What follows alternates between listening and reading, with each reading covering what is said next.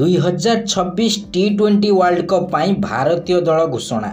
2026 ICC men's T20 world cup रो 10म संस्करण बीसीसीआई होस्ट करिबो, जहाँकि भारत एवं श्रीलंका रे फेब्रुआरी रु मार्च मध्य खेला जिवो, जेउथिरे भारत डिफेंडिंग चैंपियन रही अछि। T20 वर्ल्ड कप 7 फेब्रुआरी रु आरंभ होई मार्च 8 तारिख पर्यंत चलिबो।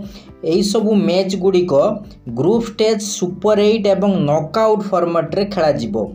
20 टी टीम पार्टिसिपेट करिवे, जेउथिरे कि 55 टी मैच रहिबो। समस्त मैच भारत एवं श्रीलंका रे खेला जिवो। 2026 T20 वर्ल्ड कप रे Afghanistan, Australia, Bangladesh, Canada, England, India, Ireland, Namibia, Nepal, Netherland, New Zealand, Oman, Papua New Guinea, Pakistan, Scotland, south Africa, Sri Lanka, Uganda, United state and West Indies दल गुड़िक भाग नेबे। 2026 T20 वर्ल्ड कप रे समस्त युव खेलाड़ी को सुजोग दिया जिवो।